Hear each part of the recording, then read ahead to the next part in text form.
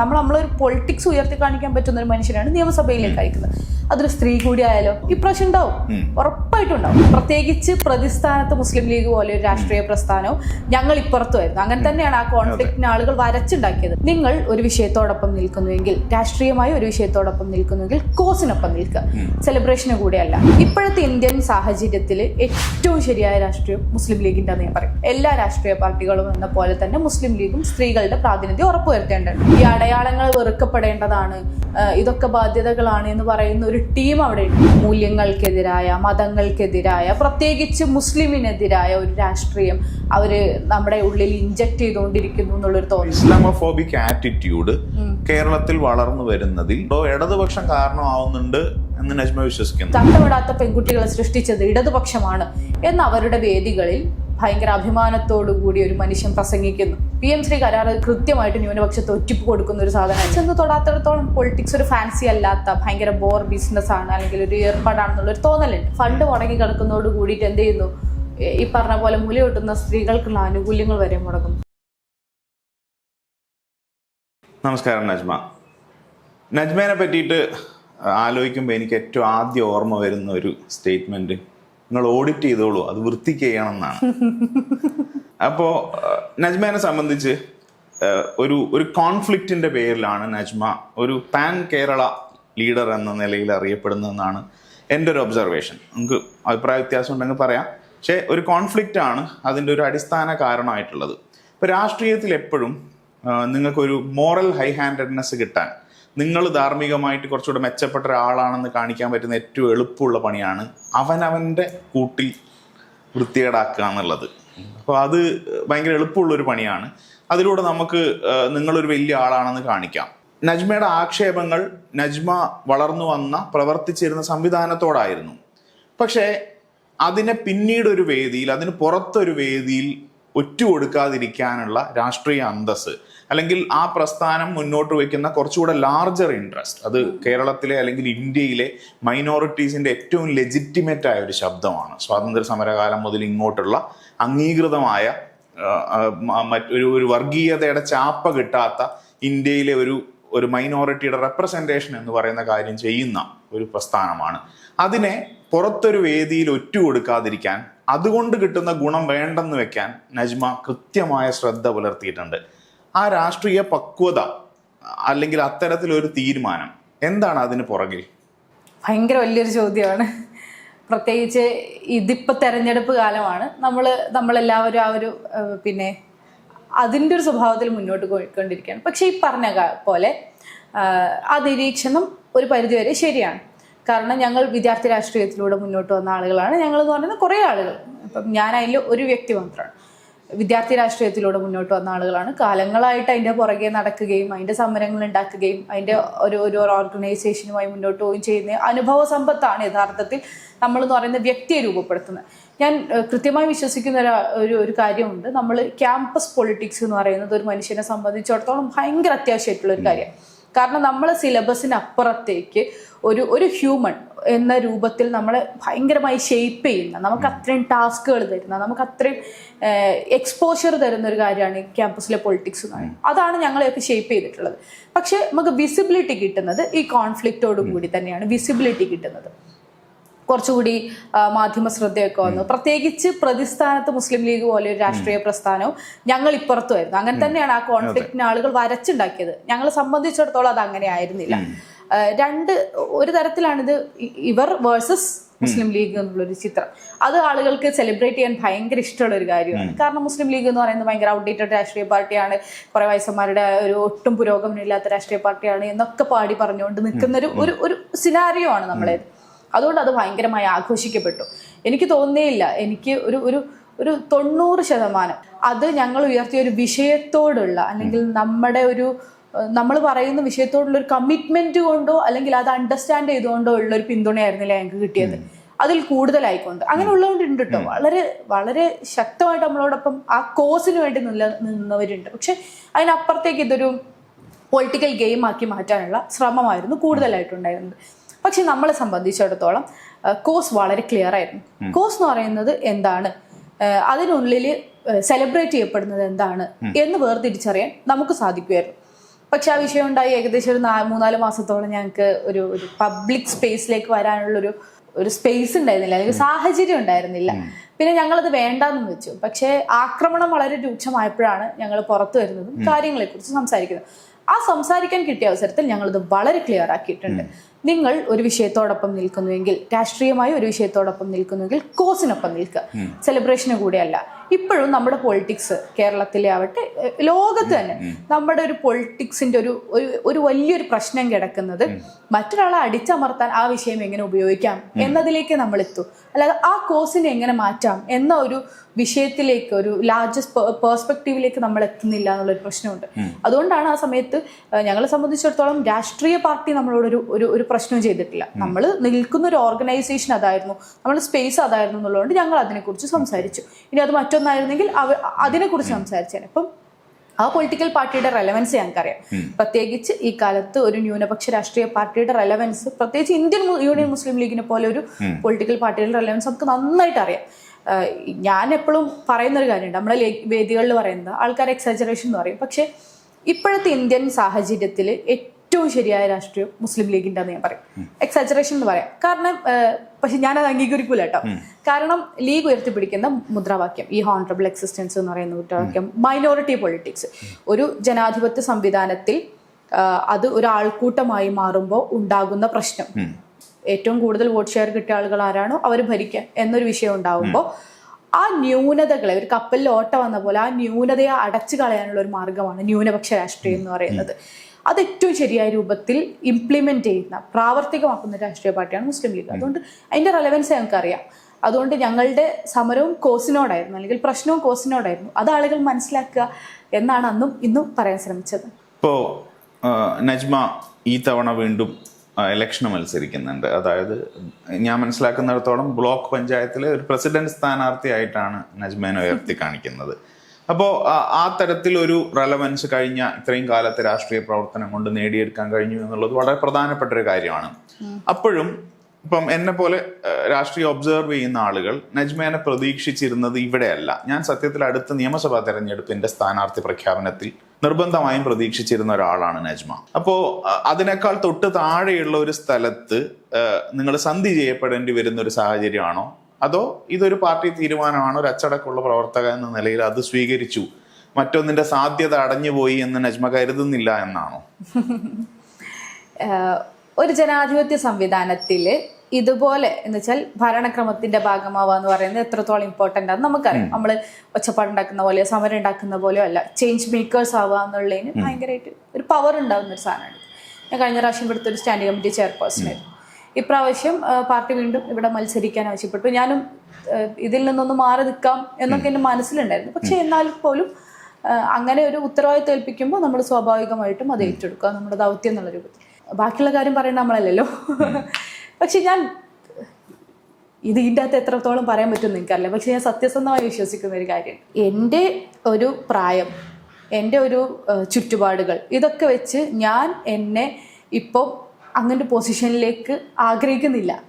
നമുക്ക് ഇനിയും കുറെ അറിയില്ല, ഇൻഷാല്ലാ. അപ്പൊ ജീവിതം ഉണ്ടല്ലോ, ഇതൊക്കെ കൂടിയും കിട്ടിക്കഴിഞ്ഞാൽ പിന്നെ നമ്മൾ എന്ത് ചെയ്യും, മെല്ലെ മതി എന്ന് വിചാരിക്കുന്ന ഒരാളാണ് ഞാൻ. അതായത് അതിനുവേണ്ടി ഇനിയും കാത്തിരിക്കാൻ തയ്യാറാണ് എന്നുള്ളതാണ്. എന്റെ സമയമായിട്ടില്ല എന്നുള്ളതാണ്. പക്ഷെ ഞാൻ മറ്റൊരു കാര്യം ചോദിക്കുകയാണെങ്കിൽ, ഇപ്പം മുസ്ലിം ലീഗിനെ സംബന്ധിച്ച് സ്ത്രീകളെ MLA-മാരാക്കാൻ കഴിയുന്നില്ല എന്ന് പറയുന്ന അത് സത്യത്തിൽ അതൊരു രാഷ്ട്രീയ പാർട്ടിയുടെ ഒരു പരിമിതിയോ അല്ലെങ്കിൽ അവരുടെ പുരോഗമനത്തിന്റെ കുറവോ എന്ന നിലയിൽ മാത്രം അഡ്രസ് ചെയ്യപ്പെടേണ്ട ഒരു വിഷയമാണെന്ന് ഞാൻ കരുതുന്നില്ല. മറിച്ച് സ്ത്രീ എന്ന നിലയിൽ പ്രശ്നങ്ങൾ ഉണ്ടാവുന്നു, ന്യൂനപക്ഷം എന്ന നിലയിൽ പ്രശ്നങ്ങൾ ഉണ്ടാവുന്നു. ഇതിന്റെ ഒരു കോമ്പൗണ്ടഡ് ഇഫക്റ്റ് ഉണ്ടാവാൻ സാധ്യതയുള്ള ഒരു സ്ഥലമാണ് ഒരു മൈനോറിറ്റി സ്ത്രീ എന്നത്.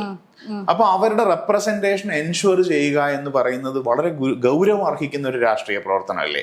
അതിന് ലീഗിന്റെ ഭാഗത്തുനിന്ന് ബോധപൂർവമായ ഒരു ശ്രമം ഉണ്ടാവുന്നില്ല എന്നൊരു ആക്ഷേപം അതിന് പുറത്തു നിന്ന് നോക്കുന്ന എന്നെ പോലെ ഒരാൾ ഉന്നയിച്ചാൽ എന്താണ് നജ്മയുടെ മറുപടി? നിങ്ങൾ ഉന്നയിച്ചോളൂ, നിങ്ങളുടെ സ്വാതന്ത്ര്യം. പക്ഷേ ഇതിനകത്ത് അത് ശരിയാണ്. നമ്മളെ സംബന്ധിച്ചിടത്തോളം, മുസ്ലിം ലീഗിനെ സംബന്ധിച്ചിടത്തോളം കേരളത്തിൽ അത്യാവശ്യം നന്നായി പെർഫോം ചെയ്യുന്ന, തെരഞ്ഞെടുപ്പിൽ പെർഫോം ചെയ്യുന്ന രാഷ്ട്രീയ പാർട്ടി എന്നുള്ള നിലക്ക് നമുക്ക് സ്ത്രീകളെ മത്സരിപ്പിക്കാനും വിജയിപ്പിക്കാനുള്ള സാധ്യത ഇതിനു മുൻപും ഉണ്ടായിരുന്നു. അതിൻ്റെയൊക്കെ സമയം കഴിഞ്ഞു പോയി. നമ്മൾ ഇത് ഹൈ ടൈം എന്നൊക്കെ പറയില്ല, അതും കഴിഞ്ഞ് നിൽക്കുകയാണ് നമ്മൾ എന്ന കാര്യത്തിൽ നമുക്കൊരു തർക്കമില്ല. എല്ലാ രാഷ്ട്രീയ പാർട്ടികളും എന്ന പോലെ തന്നെ മുസ്ലിം ലീഗും സ്ത്രീകളുടെ പ്രാതിനിധ്യം ഉറപ്പുവരുത്തേണ്ടതുണ്ട്. പ്രത്യേകിച്ച് ഈ പറഞ്ഞ പോലെ നമ്മുടെ ഒരു മൈനോറിറ്റി പൊളിറ്റിക്സ് പറയാൻ വേണ്ടിയിട്ടുള്ള ഒരു മനുഷ്യനെയാണ് നിയമസഭയിലേക്ക് അയക്കുന്നത്. വെറുതെ ഒരു കക്ഷി എന്നുള്ളതല്ല, നമ്മളൊരു പൊളിറ്റിക്സ് ഉയർത്തി കാണിക്കാൻ പറ്റുന്ന ഒരു മനുഷ്യനാണ് നിയമസഭയിലേക്ക് അയക്കുന്നത്. അതൊരു സ്ത്രീ കൂടി ആയാലോ, നിങ്ങൾ പറഞ്ഞ പോലെ അതിന് ഡബിൾ ഇമ്പാക്റ്റ് ഉണ്ടാവും.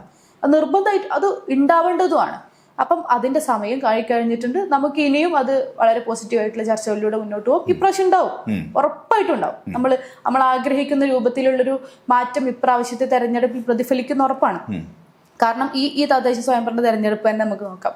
നമുക്ക് എന്താ പറയാ, ഇങ്ങനെയൊക്കെ പറയാം, ഇതിപ്പം സംവരണ സീറ്റല്ലേ, ആണുങ്ങൾ പെണ്ണുങ്ങൾ ഈ സാധനമല്ലേ. പക്ഷെ അതിനേക്കാൾ അപ്പുറത്തേക്ക് ഈ സംവരണ സീറ്റിൽ മത്സരിപ്പിക്കാവുന്ന കുറെ ആളുകൾ ഉണ്ടാവുമ്പോഴും അതിൽ ഏറ്റവും ക്വാളിഫൈഡ് ആയ ആളെ ചെറിയ പിക്ക് ചെയ്തിട്ടാണ് മത്സരിപ്പിക്കുന്നത്. ഈ പ്രാവശ്യം ജില്ലാ പഞ്ചായത്തുകളിലേക്കൊക്കെ ഞങ്ങൾ പറയാം ഹരിതയുടെ കുത്തൊഴുക്കാണ്. ഹരിതയുടെ, MSFന്റെ, യൂത്ത് ലീഗിന്റെ ഒക്കെ പ്രവർത്തകരുടെ അവരെ കയ്യിൽ ഇങ്ങനെ ഏൽപ്പിച്ചു കൊടുക്കണം. അപ്പൊ അങ്ങനെ ഒരു വലിയൊരു ട്രാൻസ്ഫോർമേഷൻ അല്ലെങ്കിൽ അങ്ങനെ ഒരു തീരുമാനത്തിലേക്ക് നമ്മുടെ പാർട്ടി ബോധപൂർവ്വം മുന്നോട്ട് പോകുന്നുണ്ട്. അപ്പം ഇപ്രാവശ്യം നമുക്കത് വളരെ പോസിറ്റീവായിട്ട് തുടർച്ചയുണ്ടാവുന്ന ഉറപ്പായിട്ടും പ്രതീക്ഷിക്കാന്നല്ല, ഉറപ്പിക്കാം. അപ്പൊ അത് തീർച്ചയായിട്ടും ഇപ്പോ നമ്മളെ നാട്ടിലൊരു പൊതുബോധമുണ്ട്. ഇപ്പം വിദ്യാഭ്യാസ മന്ത്രി ആയിരിക്കേണ്ട ആള് ഏറ്റവും അധികം വിദ്യാഭ്യാസമുള്ള ആളായിരിക്കണം എന്ന് പറയുന്നത് സത്യത്തിൽ അത് ജനാധിപത്യത്തിലെ ഒരു വലിയ തെറ്റിദ്ധാരണയാണ്. ഒരു അളവ് വരെ അതൊരു വിവരക്കേടാണ്. കാരണം കോളേജിൽ പഠിപ്പിക്കാനല്ല വിദ്യാഭ്യാസ മന്ത്രി. അപ്പൊ നിങ്ങൾ നോക്കുന്നു, ഭക്ഷണം കഴിക്കാനില്ലാത്തതിന്റെ പേരിൽ 4ാം ക്ലാസ്സിൽ വിദ്യാഭ്യാസം അവസാനിക്കേണ്ടി വന്ന ഒരു മനുഷ്യനുണ്ടെങ്കിൽ എന്തുകൊണ്ടാണ് സ്കൂളിൽ ചോറ് കൊടുക്കേണ്ടതെന്ന് അദ്ദേഹത്തിനാണ് മനസ്സിലാവുക. അപ്പൊ ആ നയരൂപീകരണമാണ് ഒരു വിദ്യാഭ്യാസ മന്ത്രിയുടെ ചുമതല എന്ന് പറയുന്നത്. ഇപ്പൊ ഈ തവണ നിങ്ങൾ നോക്കും, ഇപ്പം ഹിജാബ് ഇഷ്യൂ കേരളത്തിലുണ്ടായി. കേരളം പോലത്തെ ഒരു സ്ഥലത്ത്, കേരളത്തിന്റെ ഒരു തീർത്തും നമ്മൾ സെക്യുലർ ആണെന്ന് കരുതുന്ന കേരളത്തിന്റെ ഒരു ടർഫിൽ അത് ഇത്രയധികം ചർച്ച ചെയ്യപ്പെട്ടു എന്നുള്ളതും അതിൽ ഏതു പക്ഷമാണ് ന്യായം എന്ന വിഷയത്തിൽ നമുക്കൊരു ചർച്ച ആവശ്യമായി വന്നു എന്നുള്ളത് പോലും മുൻപത്തെ കേരളത്തിനെ അറിയുന്ന, കേരളത്തിൽ ജനിക്കുകയും ജീവിക്കുകയും സ്കൂൾ വിദ്യാഭ്യാസം നേടുകയും ചെയ്ത ഒരു മനുഷ്യൻ എന്ന നിലയിൽ എന്നെ വല്ലാതെ അത്ഭുതപ്പെടുത്തിയ ഒരു കാര്യമാണ്. അപ്പൊ അവിടെ ഇപ്പൊ കോൺഗ്രസ് പാർട്ടിയുടെ കാര്യത്തിൽ എനിക്ക് അതിനകത്ത് വിമർശനമുണ്ട് കോൺഗ്രസ് പാർട്ടിയുടെ നിലപാടിൽ. ബിക്കോസ് അവരൊരു സമവായത്തിന് ശ്രമിച്ചു എന്നുള്ളതാണ്. ഒരു വിഷയത്തിൽ നീതി ഒരു പക്ഷത്തായിരിക്കെ നിങ്ങൾ സമവായത്തിന് ശ്രമിച്ചാൽ നിങ്ങൾ അനീതിക്ക് ഒപ്പമാണെന്നുള്ളതാണ് അതിനകത്ത് കൃത്യമായ കാര്യം എന്ന് പറയുന്നത്. അപ്പോ നമുക്ക് ഹിജാബ് ധരിക്കുന്ന ഒരു വിദ്യാഭ്യാസ മന്ത്രി ഉണ്ടാവുന്ന ഒരു കാലം, അപ്പൊ ആ കാലത്ത് നമുക്ക് ഈ ഇഷ്യൂ റിയലൈസ് ചെയ്യാൻ പറ്റും. അത്രയും കാലം നമ്മൾ കാത്തിരിക്കേണ്ടതുണ്ടോ? അല്ലെങ്കിൽ ഈ വിഷയത്തിലെ ശരിയായ നിലപാട് എന്താണെന്നാണ് നജ്മയുടെ അഭിപ്രായം? ഞാൻ ഒന്ന് ക്ലാരിഫൈ ചെയ്തോട്ടെ. നമുക്ക് ഈ എന്താ പറയാ, ഹിജാബ് ഇഷ്യൂയിലേക്കാണ് സ്പെസിഫിക് ആയിട്ട് അത് ഞാൻ പറയുന്നത്. ഇപ്പൊ ഹിജാബ് ഇഷ്യൂ ഉണ്ടാവും, നമുക്ക് അതിനു വേണ്ടി വാദിക്കുന്ന ഒരാൾ മന്ത്രിയാവുന്നത് വരെയും നമുക്ക് ഇനി ആ പ്രശ്നം പരിഹരിക്കപ്പെടാതിരിക്കണം എന്നുള്ളതാണോ? അല്ല ഇതിന്റെ മേലെ ചർച്ച ചെയ്ത് തീരുമാനിക്കേണ്ടതായിട്ടുള്ള ഒരു വലിയ പ്രശ്നം അതിലുണ്ടോ? ഇല്ല, ഈ പറഞ്ഞ കണക്കേ നമ്മളെ റെപ്രസെന്റേഷൻ എത്രത്തോളം ഇമ്പോർട്ടന്റ് ആണ് നമുക്കറിയാം. ഇപ്പൊ പ്രത്യേകിച്ച് ഇപ്പം ഈ സംഗീത് സാർക്ക് ഇതിനെക്കുറിച്ച് നന്നായി നിരീക്ഷണം നടത്തുന്ന ഒരാളാണല്ലോ. ഈ തദ്ദേശ സ്വയംഭരണ സ്ഥാപനങ്ങളിൽ റിസർവേഷൻ ഉണ്ടാവുന്നു, 50% സംവരണം ഉണ്ടാവുന്നു. ഇപ്പം ഞാൻ ജീവിക്കുന്ന മലപ്പുറം എന്ന് പറയുന്ന ജില്ലയിലാണ്. ഇവിടെയൊക്കെ ഒരുപാട് ആളുകൾ ഉണ്ടാവുന്നു. ഇപ്പം തെക്ക് നിന്നുള്ള ചില ഇതുമായി ബന്ധമില്ലാത്ത ചില മാധ്യമ പ്രവർത്തകർ വരെ എന്നോട് ഇങ്ങനെ വ്യക്തിപരമായി പറഞ്ഞിട്ടുണ്ട്, നമ്മൾ കേരളത്തിലൂടെ ഉള്ള എന്തെങ്കിലും ഒരു വിഷയം ഉണ്ടാകുമ്പോൾ അവിടുത്തെ മെമ്പർമാരെ അങ്ങനെ സാധാരണ ഏറ്റവും അടിത്തട്ടിലുള്ള ജനപ്രതിനിധിയാണല്ലോ വിളിക്കുക. അപ്പം മലപ്പുറത്തൊക്കെ ഉള്ള ആളുകളുടെ ക്ലാരിറ്റി എന്നെ ഭയങ്കരമായി വിസ്മയിപ്പിച്ചിട്ടുണ്ട് എന്ന് പറയും. 2 തരത്തിലായിരിക്കും. ഒന്ന്, അവർക്ക് നന്നായി ക്ലാരിറ്റി ഉണ്ട്. 2, ഇവർക്ക് ക്ലാരിറ്റിയേ ഇല്ല എന്നൊരു തോന്നൽ ഓരോ ഉള്ളിലും ഉണ്ട്. അതുകൊണ്ടായിരിക്കും ഇത് കുറച്ചുകൂടെ എംഫസൈസ് ചെയ്ത് തോന്നുന്നത്. അപ്പം നമുക്കൊരു അവസരം കിട്ടിയാൽ നന്നായി പെർഫോം ചെയ്യുന്ന ആളുകളാണ് എന്ന കാര്യത്തിൽ സംശയമൊന്നുമില്ല. ഇത് വരുന്നവരെ കാത്തിരിക്കണമെന്ന് വെച്ചാൽ അതെനിക്കറിയില്ല. അതിലൊരു പ്രയാസമുണ്ട്. നമ്മളെ റെപ്രസെന്റേഷൻ ഇമ്പോർട്ടന്റ് ആണ് എന്ന് ഞാനിവിടെ ഉറപ്പിച്ചു വെക്കുന്നു കേട്ടോ. നജ്മ സ്കൂളില് തീർച്ചയായിട്ടും ഹിജാബ് ഇട്ട് പോയ, ഹിജാബ് ഞാൻ ഉദ്ദേശിക്കുന്നത് തലയിൽ തുണിയിട്ട് പോയ ആളായിരിക്കും. അപ്പോ അത് നിങ്ങളുടെ അടുത്തിരിക്കുന്നവർക്ക് അലോസരം ഉണ്ടാക്കുമെന്നൊരു വാദം ഉണ്ടാവുക, അത് നജ്മ ആ കുട്ടിയുടെ സ്ഥാനത്താണെങ്കിൽ എന്തായിരിക്കും നിലപാട് എന്നാണ് ഞാൻ കുറച്ചുകൂടെ സ്പെസിഫിക് ആയിട്ട് ചോദിക്കുന്നത്. കാരണം നമുക്ക് അതിനോട് സന്ധി ചെയ്യുക അല്ലെങ്കിൽ അവിടെ ഒരു സമവായത്തിന്റെ സാധ്യത എന്താണ്? അതിനകത്ത് ആരുടെ പക്ഷത്താണ് കുഴപ്പം എന്നുള്ളത് വളരെ ക്ലിയർ അല്ലേ? ആണ്. അത് നമ്മൾ എത്തിച്ചേർന്നിരിക്കുന്ന ഭയങ്കരമായ ഒരു ദുരവസ്ഥയാണ്. കേരളം എത്തിച്ചേർന്നിരിക്കുന്ന ഭയങ്കരമായ ഒരു ദുരവസ്ഥയാണ്. ഇപ്പം അഥവാ ആ കുട്ടി തന്നെ കൺഫ്യൂസ്ഡ് ആയി പോവാണ്, ഇനി ശരിക്കും ഇതൊരു പ്രശ്നമാണോ എന്ന രൂപത്തിൽ. കാരണം നമ്മുടെ പൊതുബോധം നമ്മളെ പഠിപ്പിച്ചുകൊണ്ടിരിക്കുന്നത് രണ്ട് തരത്തിലുള്ള സാധനം. ഒന്ന് എക്സ്ട്രീമിസം ആണ്, എക്സ്ട്രീമിസം പൂർണ്ണമായും തെറ്റാണ്. രണ്ട് പൊതു എന്ന് പറഞ്ഞ് നമ്മുടെ ഇടയിൽ ഇങ്ങനെ ചാറ്റിക്കൊണ്ടിരിക്കുന്ന കുറെ സാധനങ്ങളുണ്ട്. ഇതൊക്കെ അടയാളങ്ങളാണ്, ബാധ്യതകളാണ്, ഇതൊന്നും ഇല്ലാത്ത ഒരാളാണ് സ്വതന്ത്രമായ മനുഷ്യൻ എന്നൊക്കെ പറഞ്ഞുകൊണ്ടിരിക്കുന്ന ഒരു അത് പറയുന്ന ആരാണ്? എക്സ്ട്രീമിസ്റ്റുകളൊന്നും അല്ല, പൊതു സ്വീകാര്യരായിട്ടുള്ള ആളുകളാണ്, അല്ലെങ്കിൽ അങ്ങനെ വിസിബിലിറ്റി കിട്ടുന്ന ആളുകളാണ്. ഈ അടയാളങ്ങൾ വെറുക്കപ്പെടേണ്ടതാണ്, ഇതൊക്കെ ബാധ്യതകളാണ് എന്ന് പറയുന്ന ഒരു ടീം അവിടെ ഉണ്ട്. അവർ വളർന്നു വരുന്നതിനാണ് നമ്മൾ ഏറ്റവും കൂടുതൽ ഭയപ്പാടോട് കൂടി കാണുന്നത്. പക്ഷെ നമുക്ക് പെട്ടെന്ന് എതിർക്കാം, അത് എക്സ്ട്രീമിസമാണ്, ഒഴിവാക്കൂ എന്ന് പറയാൻ എളുപ്പമാണ്. ഇപ്പം കേരളത്തിലെ ഒരു ഈ സോക്കോൾഡ് ഇടതുപക്ഷത്തിന്റെ പൊളിറ്റിക്സിനെയൊക്കെ ഞങ്ങൾ ഭയങ്കരമായി വിമർശിക്കുന്നത് ആ പോയിന്റിൽ കൂടിയാണ്. വളരെ സോഫ്റ്റ് ആയിക്കൊണ്ട് ഇങ്ങനെ മൂല്യങ്ങൾക്കെതിരായ, മതങ്ങൾക്കെതിരായ, പ്രത്യേകിച്ച് മുസ്ലിമിനെതിരായ ഒരു രാഷ്ട്രീയം അവര് നമ്മുടെ ഉള്ളിൽ ഇൻജക്ട് ചെയ്തുകൊണ്ടിരിക്കുന്നു എന്നുള്ളൊരു തോന്നൽ. ഒന്നുകിൽ അത് ബോധപൂർവമായിരിക്കാം, അല്ലെങ്കിൽ അവർ അജണ്ടയ്ക്ക് കീഴ്പ്പെട്ടതായിരിക്കാം. പക്ഷെ അങ്ങനെ ഒരു ബോധം കേരളത്തിലേക്ക് അവർ ഇൻജക്ട് ചെയ്തുകൊണ്ടിരിക്കുന്നുണ്ട്. അത് ഭയങ്കര പ്രശ്നമാണ്. അതിനെ എതിർക്കാനുള്ളൊരു ശ്രമമാണ് നമ്മൾ ഉണ്ടാകുന്നത്. തീർച്ചയായിട്ടും ഒറ്റ നിലപാടേ ഉള്ളൂ. അങ്ങനെ ഒരു ക്വസ്റ്റ്യൻ തന്നെ അവിടെ വന്നാൽ അത് തെറ്റാണ്. അതോടുകൂടി അവിടെ നീതി നിഷേധിക്കപ്പെട്ടു. അങ്ങനെ ക്വസ്റ്റ്യൻ വന്നാൽ നീതി നിഷേധിക്കപ്പെട്ടു ആ കുട്ടിയെ സംബന്ധിച്ചിടത്തോളം. പിന്നെ മുന്നോട്ട് എത്ര ആയാലും ഈ സാധനം നമ്മുടെ ഉള്ളിലുണ്ടല്ലോ. പ്രത്യേകിച്ച് ഇങ്ങനെ ഒരു ചർച്ച ഉണ്ടാകുമ്പോൾ ഇതൊരു കുട്ടിയുടെ ഉള്ളിലല്ല, ഇവിടെ വരുന്ന എല്ലാ കുട്ടികളുടെ ഉള്ളിൽ ആ ക്വസ്റ്റ്യൻ വരികയാണ്. ആ ക്വസ്റ്റ്യൻ വരുമ്പോൾ തന്നെ ജനാധിപത്യം പരാജയപ്പെട്ടു എന്നുള്ളിടത്താണ് നമ്മൾ എത്തി നിൽക്കുന്നത്. അതായത് ഇപ്പം നമ്മളിപ്പോ ഇപ്പോഴത്തെ ടെർമിനോളജി ഉപയോഗിക്കുകയാണെങ്കിൽ ഒരു ഇസ്ലാമോഫോബിക് ആറ്റിറ്റ്യൂഡ് കേരളത്തിൽ വളർന്നു വരുന്നതിൽ ഒന്നുകിൽ അതിലേക്കുള്ള ഒരു മൃദു സമീപനത്തിലൂടെയോ അതല്ലെങ്കിൽ അതിൽ നേരിട്ട് ഇടപെടൽ നടത്തിക്കൊണ്ടോ ഇടതുപക്ഷം കാരണമാവുന്നുണ്ട് എന്ന് നജ്മ വിശ്വസിക്കുന്നുണ്ട്. തീർച്ചയായും ഞാൻ വിശ്വസിക്കുന്നുണ്ട്. മൃദു സമീപനം എന്നുള്ളതൊക്കെ കുറച്ചു കാലം മുമ്പ് വരെയുള്ള വിഷയങ്ങളെ പറ്റി നമുക്ക് സൂചിപ്പിക്കാം. പക്ഷെ ഇപ്പൊ കൃത്യമായ ഇടപെടലിലൂടെ എന്ന് തന്നെ നമ്മൾ പറയും. എന്താണ് ഒരു ഉദാഹരണം? കേരളത്തിൽ ഇപ്പൊ മലപ്പുറം ജില്ലയിൽ പെൺകുട്ടികളൊക്കെ ഭയങ്കര ഉഷാറാണ്. മലപ്പുറം ജില്ലയിൽ തട്ടമിടാത്ത പെൺകുട്ടികളെ സൃഷ്ടിച്ചത് ഇടതുപക്ഷമാണ് എന്ന് അവരുടെ വേദികളിൽ ഭയങ്കര അഭിമാനത്തോടു കൂടി ഒരു മനുഷ്യൻ പ്രസംഗിക്കുന്നു. അപ്പൊ ഇത് അഭിമാനിക്കേണ്ട ഒരു സാധനമാണല്ലോ. തട്ടമിടാത്ത പെൺകുട്ടികൾ മലപ്പുറത്തുണ്ടാകുന്നു എന്ന് പറയുന്നത് അഭിമാനിക്കേണ്ട ഒരു സാധനമാണ്. ഇതാരുടെ ബോധമാണ്? അത് കൃത്യമായി ഇൻജക്ട് ചെയ്യുന്നതല്ലേ? പിന്നെ ഒരുപാട് ഉദാഹരണങ്ങൾ നമുക്ക് എടുത്തു പറയാനുണ്ട്. ഇതുപോലെ തന്നെ വിഷയങ്ങൾ ഉണ്ടായിത്തീരുമ്പോൾ ഇപ്പം ഈ കേരളത്തിലെ പള്ളുരുത്തി സ്കൂളിലെ ഹിജാബ് വിഷയവുമായിട്ട് ഏറ്റവും കൂടുതൽ സെലിബ്രേറ്റ് ചെയ്യപ്പെട്ടത് ഇടതുപക്ഷത്തിന്റെ നിലപാടുകളാണ്. വി ശിവൻകുട്ടിയുടെ ചേർത്തുനിൽപ്പൊക്കെ. പക്ഷെ ഒരു രാഷ്ട്രീയം നിരീക്ഷിക്കുന്ന ഒരു മനുഷ്യനറിയാം അത് അന്നത്തെ ഒരു ഇഷ്യൂ അത്രമാത്രം പിന്നെ ഹൈപ്പ് കൊടുത്തത് വേറെ കുറെ കാര്യങ്ങള് അതിന്റെ മറവിൽ ഒളിപ്പിച്ചു വെക്കാനായിരുന്നു എന്നുള്ളത്. ആ വിഷയത്തില് ഇടതുപക്ഷത്തിന്റെ അല്ലെങ്കിൽ പ്രത്യേകിച്ച് വി ശിവൻകുട്ടിയുടെ നിലപാട്, വിദ്യാഭ്യാസ മന്ത്രി എന്ന നിലയിലുള്ള അദ്ദേഹത്തിന്റെ നിലപാട് ശരിയാണ് എന്നാണ് എന്റെ വിശ്വാസം. പക്ഷേ അതൊരു ഇമ്പൾസീവായ ഒരു പൊളിറ്റിക്കൽ ഡിസിഷൻ മാത്രമാണ്. അതല്ലാതെ അതിനകത്ത് കേരളത്തിലെ ന്യൂനപക്ഷ സമൂഹങ്ങളോട് അല്ലെങ്കിൽ അവരുടെ സ്വത്വപരമായ പ്രശ്നങ്ങളോടുള്ള ഒരു ഐക്യപ്പെടലില്ല എന്നാണ് നജ്മ ഒബ്സർവ് ചെയ്യുന്നത്. തീർച്ചയായും ഇല്ല എന്ന് ഞാൻ പറയുന്നത്. ഇവർക്ക് ഓളം ഉണ്ടാക്കാൻ സാധിക്കും, ഇടതുപക്ഷത്തിന് എല്ലാ സമയത്തും ഓളം ഉണ്ടാക്കാൻ സാധിക്കും. ഇങ്ങനെ വിഷയം വരുമ്പോൾ കെട്ടിപ്പിടിക്കുന്ന ഒരു ഫോട്ടോ ഇടുന്നു, ഓ വാവ് ഗ്രേറ്റ്. ഇൻസ്റ്റഗ്രാമിനും ഫേസ്ബുക്കിനും അത് മതി, അല്ലെങ്കിൽ സോഷ്യൽ മീഡിയക്ക് ഒരു പക്ഷെ അത് മതിയാവും. പക്ഷെ അതാണോ അവിടുത്തെ ഒരു പരിഹാരം എന്ന് പറയുന്നത്?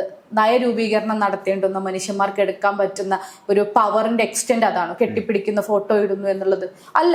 പക്ഷെ അതും കൂടിയല്ല ഞാൻ പറയുന്നത്. PM ശ്രീ കരാർ ഒപ്പിട്ടതിന്റെ വിരേ ദിവസമാണ് ഇത് സംഭവിക്കുന്നത്. PM ശ്രീ കരാർ എന്താ? PM ശ്രീ കരാർ കൃത്യമായിട്ട് ന്യൂനപക്ഷത്തെ ഒറ്റിപ്പ് കൊടുക്കുന്ന ഒരു സാധനമല്ലേ? എന്ന് വെച്ചാൽ ഒരു ഇത്ര പൈസ തരാം, നിങ്ങളുടെ സ്കൂളുകൾ ഹൈടെക് ആക്കാം എന്ന് പറഞ്ഞാൽ ഓക്കെ, നിങ്ങളുടെ സിലബസുമായി ഞങ്ങൾ മുന്നോട്ട് പോയിക്കോളാം, ആ സിലബസിൽ മതനിരപേക്ഷത ഇല്ലെങ്കിലും ഞാൻ കുഴപ്പമില്ല എന്ന് പറയുന്നത് എന്താ? അത് മത ന്യൂനപക്ഷങ്ങളെ അല്ലെങ്കിൽ ന്യൂനപക്ഷങ്ങളെ കൃത്യമായി ഒറ്റിക്കൊടുക്കുന്ന ഒരു സാധനമല്ലേ? അതിലൊരു പ്രശ്നം പോലും ആർക്കും മനസ്സിലാവുന്നില്ല. അതൊക്കെ ഒരു വിദ്യാഭ്യാസപരമായി മുന്നോട്ട് പോകുമ്പോൾ ശരിയല്ല എന്ന് നോർമലൈസ് ചെയ്യാൻ കഴിഞ്ഞെങ്കിൽ അവിടെ ഒറ്റിക്കൊടുത്തു നമ്മളെ, എന്നിട്ടൊരു ഫോട്ടോ ഇട്ടിട്ട് ഇതാണ് ഞങ്ങളുടെ നിലപാട് എന്ന് പറഞ്ഞാൽ എങ്ങനെ നിലപാടാവും? അത് നിലപാടല്ല, അത് ഈ പറഞ്ഞ പോലെ ഒളിപ്പിച്ചു വെക്കാൻ വേണ്ടിയിട്ടുള്ള അവരുടെ ഒരു തന്ത്രമാണ്. ആ തന്ത്രത്തിൽ നമ്മൾ വീണു എന്ന് എനിക്ക് തോന്നുന്നുള്ളൂ. അതിനപ്പുറത്തേക്ക് പക്ഷെ അതിലൊരു കുറച്ചുകൂടെ മെച്ചപ്പെട്ട ഒരു ഉറച്ച അഭിപ്രായ രൂപീകരണം നടത്തുന്നതിൽ UDF ഒരു മുന്നണി എന്ന നിലയിൽ പരാജയപ്പെട്ടത് ഇവരുടെ നിലപാടിന് കൂടുതൽ സ്വീകാര്യത ഉണ്ടാക്കി കൊടുക്കുന്നതിൽ ഒരു പങ്ക് വഹിച്ചിട്ടില്ലേ? ഞാൻ പറഞ്ഞില്ലേ, ഇവിടുത്തെ കേരളത്തിലെ പൊതു സ്വീകാര്യത എന്ന് പറയുന്ന ഒരു ലെയർ ഉണ്ടല്ലോ, ആ ലെയർ യഥാർത്ഥത്തിൽ ഒരു ഇടതുപക്ഷത്തിന്റെ സൃഷ്ടി കൂടിയാണ്. ആ ലെയറിൽ കിടക്കുന്ന ഒരുപാട് ഈ ഇടതുപക്ഷത്തിന്റെ പ്രവർത്തനങ്ങളോട് വിയോജിപ്പുള്ള ഇടതോ അല്ലെങ്കിൽ ന്യൂട്രലോ ആയിട്ടുള്ള ഒരുപാട് മനുഷ്യന്മാരുണ്ട്. അവരെന്തെങ്കിലും ഒരു ശബ്ദം ഉന്നയിച്ചാൽ അപ്പം അവരെ പിടിച്ച് പിന്നെ തീവ്രവാദികളാക്കുന്നു, അവരെ പിടിച്ച് സൈഡ് ലൈൻ ചെയ്യുന്നു, അവർക്ക് ഒരു സോഷ്യൽ ബോയ്ക്കോട്ട് ഉണ്ടാക്കുന്ന പരിപാടി CPM ചെയ്തുകൊണ്ടിരിക്കുന്നുണ്ടല്ലോ. ആ പൊതു എന്ന് പറയുന്നത് പൊതു അല്ല, അതുപോലും ശരിക്കും ഇടതുപക്ഷത്തിന്റെ ഒരു സൃഷ്ടിയാണ്. ആ സൃഷ്ടിയെ പിടിച്ചിട്ടാണ് അവർ ഈ കളിയൊക്കെ കളിച്ചുകൊണ്ടിരിക്കുന്നത്. എനിക്ക് തോന്നുന്നു അതിൽ ബാക്കിയുള്ളവരുടെ വോയിസോ ശബ്ദമോ അവരുടെ ഇടപെടലോ ഒന്നും ശ്രദ്ധിക്കാതെ നമ്മൾ പോകുന്നത് ഒറ്റ ചിത്രം കൊണ്ടാണ്. ആ ചിത്രമാണ് രാഷ്ട്രീയം എന്നൊരു പെർസ്പെക്റ്റീവ് ഉണ്ടാക്കാൻ കഴിയുന്നിടത്ത് ഒരു പരാജയപ്പെട്ടു. ഞാൻ പറഞ്ഞില്ലേ, PM ശ്രീയെ കുറിച്ച് എന്നാൽ ആ ചിത്രത്തോളം ആ ചിത്രം നമ്മൾ ചർച്ച ചെയ്തതിൻ്റെ ഒരു 15% നമ്മൾ PM ശ്രീയെ കുറിച്ച് ചർച്ച ചെയ്തിട്ടുണ്ടായിരുന്നുവെങ്കിൽ, അതിലെ യോജിപ്പുകളോ വിയോജിപ്പുകളോ പ്രശ്നങ്ങളോ ചർച്ച ചെയ്തിട്ടുണ്ടായിരുന്നെങ്കിൽ ഞാൻ കുറച്ചെങ്കിലും അതിലുള്ള ആത്മാർത്ഥയെ അഭിനന്ദിക്കുമായിരുന്നു. പക്ഷെ ഇല്ല, PM ശ്രീ നമ്മൾ വിചാരിക്കുന്നതിന് കൂടുതൽ ഭയങ്കരമായി ഡെപ്ത് ഉള്ള ഒരു പ്രശ്നമാണ്. നമ്മളെ രാഷ്ട്രീയ അടിയറ വെക്കലാണ്. ഒരു നിലപാടല്ലേ ഒരു മനുഷ്യന് അല്ലെങ്കിൽ ഒരു സംഘടനയ്ക്ക് ഏറ്റവും വലുതെന്ന് പറയുന്നത്. പക്ഷെ PM ശ്രീയിൽ ഒപ്പിട്ടതിനെതിരെയും ആദ്യത്തെ ഒരു പ്രതിരോധ ശബ്ദം ഉണ്ടാവുന്നതും അതിൽ ഗവൺമെന്റിനെ പിന്നോട്ട് കൊണ്ടുവരുന്നതും മറ്റൊരു ഇടതുപക്ഷ കക്ഷിയാണ്. അപ്പൊ അവിടെയും അവനവന്റെ രാഷ്ട്രീയത്തിൽ കൃത്യമായി മുസ്ലിം ലീഗിന്റെ ഒക്കെ എത്ര പിന്നെ ഇടപെടലുകളോ സ്റ്റേറ്റ്മെന്റുകളോ എനിക്ക് എടുത്തു പറയാൻ സാധിക്കും. അതിൽ കൃത്യമായി നമ്മൾ ഇടപെട്ടിട്ടില്ലേ? PM ശ്രീ വിഷയത്തില് ഗവൺമെന്റ് പിന്നോട്ട് പോയതിൽ മുസ്ലിം ലീഗിന്റെ ഒരു രാഷ്ട്രീയ സ്വാധീനം ഉണ്ട് എന്നാണ്. UDFന്റെ അല്ലെങ്കിൽ കൃത്യമായി പ്രതിപക്ഷത്തിന്റെ രാഷ്ട്രീയ സ്വാധീനം ഉണ്ട്. പക്ഷെ നമ്മൾ ഇങ്ങനെ ഒരു വിഷയം ഉണ്ടാവുമ്പോൾ ഈ പറഞ്ഞ പോലെ പിക്ചർ സംസാരിക്കുന്ന സമയമാണല്ലോ. വിഷയം ഉണ്ടാവുമ്പോൾ നമ്മൾ കൂടുതലായിട്ട് ഒരു വേഴ്സസ് എന്ന സാധനം ഇടുമ്പോൾ നമുക്ക് കുറച്ചുകൂടി സ്വീകാര്യത കിട്ടുന്ന ഈ സാധനത്തിന് തന്നെയാണ്.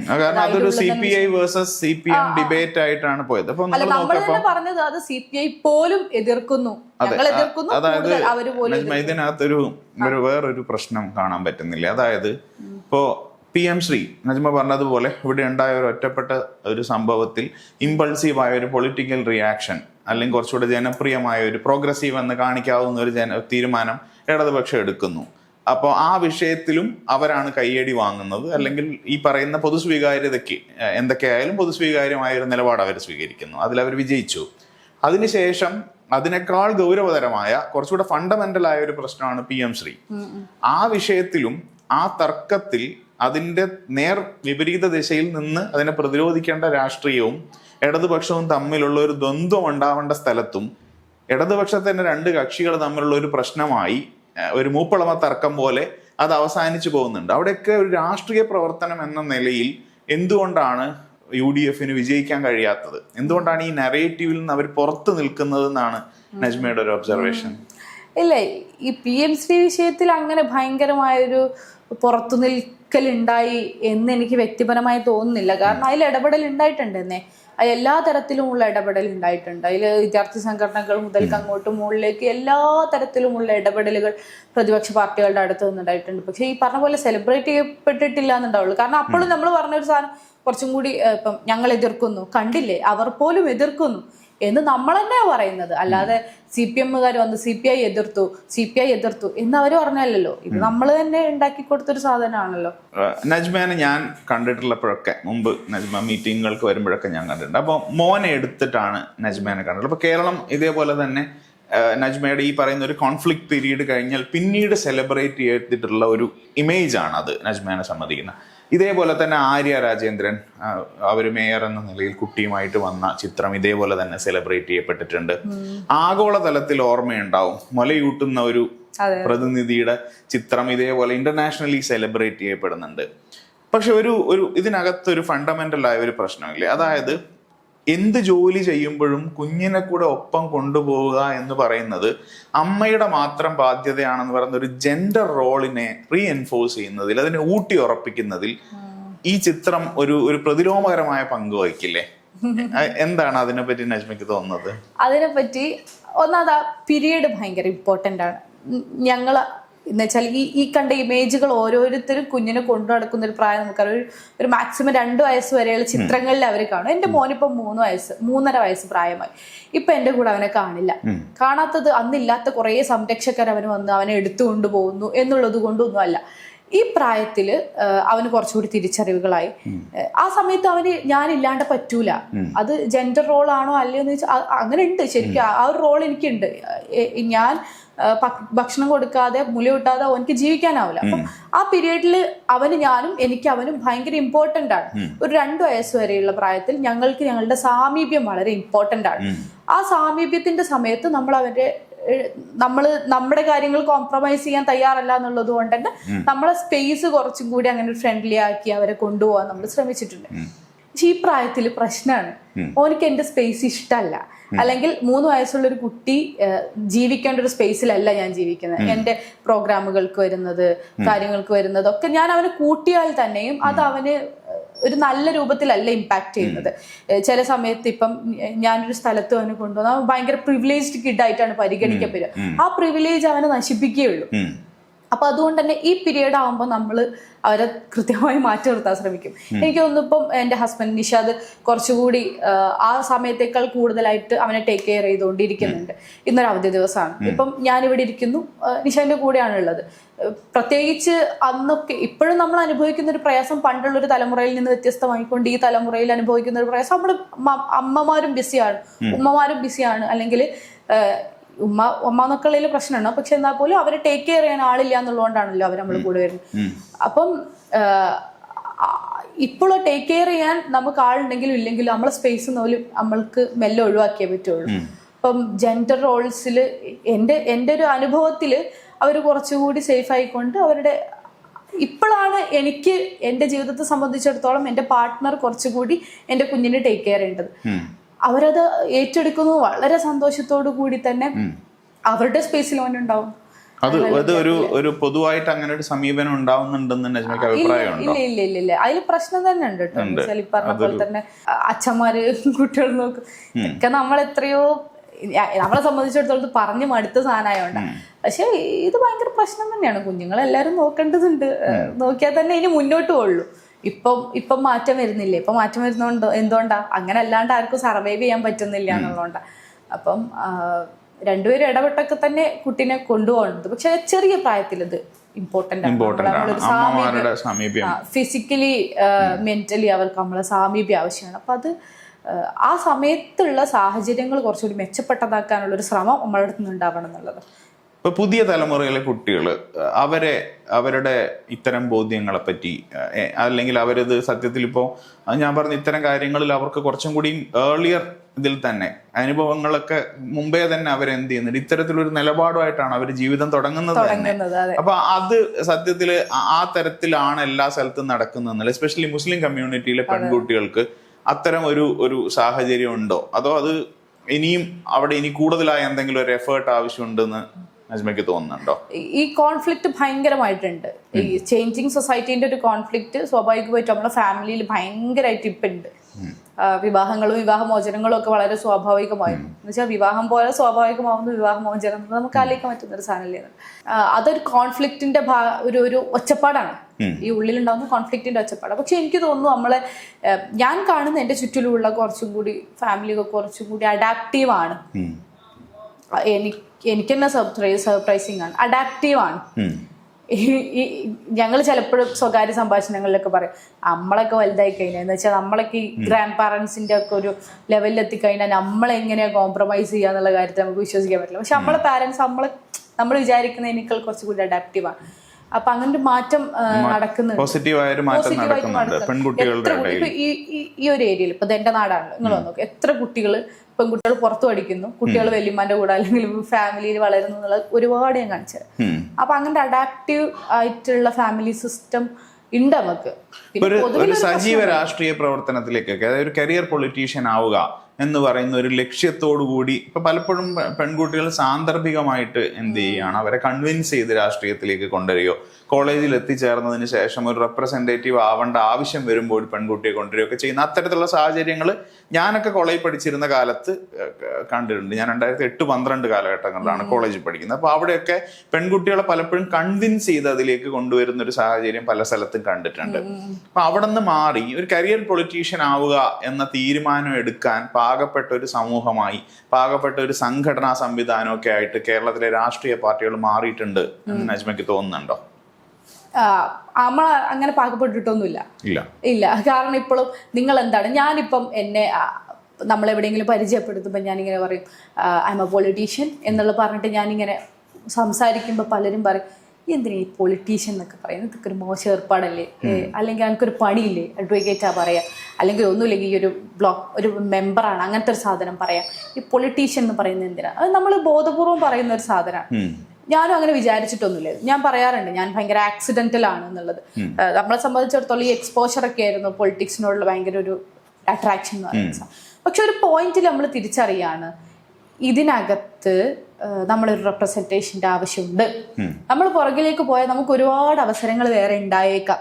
വേറെ നമ്മൾ ആഗ്രഹിക്കുന്ന ഒരു കരിയർ ഗ്രോത്തോ ഒരു പേഴ്സണൽ ഗ്രോത്തോ ഫിനാൻഷ്യൽ ഏറ്റവും വലിയ സാധനം അതാണ്, ഫിനാൻഷ്യൽ ഗ്രോത്തോ ഒക്കെ നമുക്ക് ഉണ്ടായേക്കാം.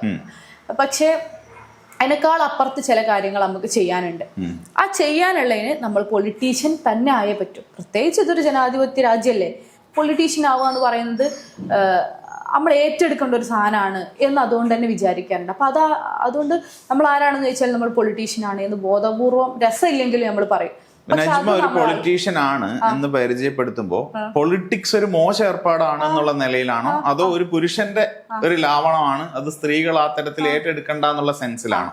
എങ്ങനെയാണ് ആ എതിർപ്പ് വരുന്നത്? അതെ, ഈ രണ്ട് തരത്തിലുണ്ട്. ഒന്ന്, ഒരു വലിയൊരു ലാർജർ കമ്മ്യൂണിറ്റി പറയും ഈ പൊളിറ്റിക്സ് ഒരു മോശം ഏർപ്പാടാണ്, അവരെ ചെന്ന് തൊടാത്തിടത്തോളം കാലം ഇത് മോശം ഏർപ്പാടാണല്ലോ. ഇപ്പൊ SIR ഒക്കെ വന്നപ്പോ കണ്ടല്ലോ, ഞാൻ വോട്ട് ചെയ്യാറില്ല എന്ന് അഭിമാനിച്ചിരുന്നവരൊക്കെ ഓടുകയാണ്, അയ്യോ ഞാൻ വോട്ട് ചെയ്തില്ലല്ലോ, രേഖകൾ ആവശ്യമാണല്ലോ. ഈ പറഞ്ഞ പോലെ അവരെ ചെന്ന് തൊടാത്തിടത്തോളം പൊളിറ്റിക്സ് ഒരു ഫാൻസി അല്ലാത്ത ഭയങ്കര ബോർ ബിസിനസ് ആണ് അല്ലെങ്കിൽ ഒരു ഏർപ്പാടാണെന്നുള്ളൊരു തോന്നലുണ്ട്. രണ്ടാമത്തത് പിന്നെ പെണ്ണുങ്ങളായോണ്ടുള്ളൊരു പ്രശ്നം, ഇതൊക്കെ അടികൂടാനും മറ്റേനും മറിച്ചേനും അതിന് ഒരുമ്പെട്ടിറങ്ങിയ ആൾക്കാർക്കുള്ളതല്ലേ എന്നുള്ളൊരു തോന്നല്. പക്ഷെ അത് നമുക്ക് അത്ര പുതുമയല്ല. അതുകൊണ്ടാണ് ഞങ്ങൾക്കത് ഫീൽ ചെയ്യാത്തത്. അത് നമ്മൾ പണിക്കിറങ്ങുമ്പോഴും ഉണ്ട്. ഞാനൊരു ലോയറായിട്ട് പ്രാക്ടീസ് ചെയ്യുന്നു. അത് പറയാം ഈ പണി പെണ്ണുങ്ങൾക്ക് അത്ര നല്ലതല്ല കേട്ടോ, കരിയർ ഗ്യാപ്പ് വരും, അത് ഭയങ്കര പ്രശ്നമാണ്. ഒന്നും വേണ്ട, ഞാൻ എന്ത് പണിക്കിറങ്ങിയാലും നമ്മൾ കേൾക്കുന്ന ഒരു സാധനങ്ങൾ പെണ്ണുങ്ങളാണ്, ഞങ്ങൾക്ക് അത് ആവൂലാണ്. ഇപ്പം നമ്മൾ ഏറ്റവും നന്നായി ഭക്ഷണം ഉണ്ടാക്കുന്ന ആളാണെന്നാണല്ലോ പറയുക പെണ്ണുങ്ങൾ. എന്നാൽ ഞാൻ ഒരു ഹോട്ടൽ തുടങ്ങുന്നു എന്ന് പറഞ്ഞാലോ ഇതൊക്കെ പെണ്ണുങ്ങൾ ചെയ്യാമോ എന്ന് ചോദിക്കും. അപ്പോൾ ഇത് ചെയ്യാത്തതിന്റെ കുഴപ്പമില്ല. അതുകൊണ്ട് ഈ പെണ്ണുങ്ങൾക്ക് ഇതാവൂല എന്നുള്ള സാധനം നമുക്ക് പരിചയിച്ച് ഇത് നമുക്ക് ഏൽക്കാത്തൊരു സാധനമായിപ്പോയി. അതുകൊണ്ട് അതുണ്ട്, പക്ഷെ അത് വളരെ സ്വാഭാവികമാണ്. നമ്മൾ എന്ത് ചെയ്താലും കേൾക്കുന്ന ഒരു സാധനമാണ്. ഇന്ത്യൻ മുസ്ലിം എന്ന് നമ്മൾ പറയുന്നതിന്റെ ഒരു പരിച്ഛേദമാണ് കേരളത്തിലെ മുസ്ലിം എന്ന് കരുതുന്നുണ്ടോ നജ്മ? അതായത് അവര് നേരിടുന്ന പ്രശ്നങ്ങൾക്ക് കുറേയും കൂടെ ഗൗരവതരമായ ഒരു സ്വഭാവമില്ലേ? ഞാനത് കേരളത്തിന്റെ ഒരു എന്തെങ്കിലും ഒരു സാംസ്കാരികമായ എന്തെങ്കിലും ഒരു പ്രത്യേകത എന്നതിനെക്കാട്ടിലും മാറ്റി നിർത്തിയാൽ ന്യൂനപക്ഷങ്ങൾ ഒരുമിച്ച് ചേർന്ന് നിൽക്കുകയാണെങ്കിൽ ഭൂരിപക്ഷത്തോട് കിടപിടിക്കാൻ പറ്റുന്ന ഒരു ഡെമോഗ്രഫിക് സ്ട്രക്ചർ കേരളത്തിലുണ്ട്. അതുകൊണ്ട് തന്നെ സെക്യുലറിസം ഇവിടെ നമുക്ക് വിറ്റുപോകുന്ന ഒരു ചരക്കാണ്. അപ്പൊ അതിന്റെ ആനുകൂല്യം സെക്യുലറിസത്തിന് കേരളത്തിൽ കിട്ടിയിട്ടുണ്ട്. കാരണം അതിന് സ്വീകാര്യത കൂടുതലായിരിക്കും. കാരണം അതിന് നമ്മുടെ നാട്ടിലെ ഒരു പൊതുവിശ്വാസത്തിൽ സെക്യുലറിസം എന്ന് പറയുന്നത് ന്യൂനപക്ഷങ്ങൾക്ക് ഫേവറബിൾ ആയിട്ടും ഭൂരിപക്ഷത്തിനെതിരെയും പ്രവർത്തിക്കുന്ന എന്തോ ഒന്നാണെന്നൊരു ആളുകൾക്കൊരു വിശ്വാസമുണ്ട്. അപ്പൊ ഇവിടെ അതിന്റെ ഗുണഭോക്താക്കൾ ഏതാണ്ട് സമമാണ് എന്നുള്ളത് കൊണ്ട് കേരളത്തിന്റെ അത്തരത്തിലൊരു സാഹചര്യമുണ്ട്. പക്ഷെ ഇതല്ല ഇന്ത്യയിലെ ഒരു മൈക്രോസ്കോപ്പിക് മൈനോറിറ്റി ആയിട്ട് മുസ്ലിം കമ്മ്യൂണിറ്റി മാറുന്ന പല സ്ഥലങ്ങളിലെയും സാഹചര്യം എന്ന് പറയുന്നത്. പ്രത്യേകിച്ചും ഈ പാർട്ടീഷന്റെ ഒക്കെ മുൻകാല ചരിത്രത്തിന്റെ പ്രേതങ്ങൾ ഇപ്പോഴും ബാക്കിയായി നിൽക്കുന്ന സ്ഥലങ്ങൾ നോർത്തേൺ ഇന്ത്യയിലുണ്ട്. അപ്പൊ അവിടുത്തെ ആളുകളെ കൂടെ ഉൾച്ചേർക്കുന്ന തരത്തിൽ അവർക്കും കൂടെ ശബ്ദമായി പ്രവർത്തിക്കത്തക്ക തരത്തിൽ മുസ്ലിം ലീഗ് ഒരു കുറച്ചുകൂടെ ദേശീയ തലത്തിൽ വളർന്നു വലുതാവണം എന്നൊരു ആവശ്യമില്ലേ? ഇതിനിപ്പോ എനിക്ക് കുറച്ചും കൂടി സ്പെസിഫിക് ആയിട്ട് ഉത്തരം പറയാൻ പറ്റും. കാരണം ഞാൻ മുസ്ലിം ലീഗിന്റെ ദേശീയ കമ്മിറ്റിയിലെത്തിയിട്ട് ഏകദേശം ഒരു വർഷമാവുന്നുള്ളൂ. യൂത്ത് ലീഗിന്റെ ദേശീയ ഭാരവാഹിയാണ്, സെക്രട്ടറിയാണ്. ആ ഒരു ചെറിയ സമയം കൊണ്ട് നമ്മളിത് ശരിക്കും ബോധ്യപ്പെട്ടു. നമ്മൾ ഈ വായിച്ചറിവുകളോ എഴുത്തറിവുകളോ ഇതൊന്നും അല്ല.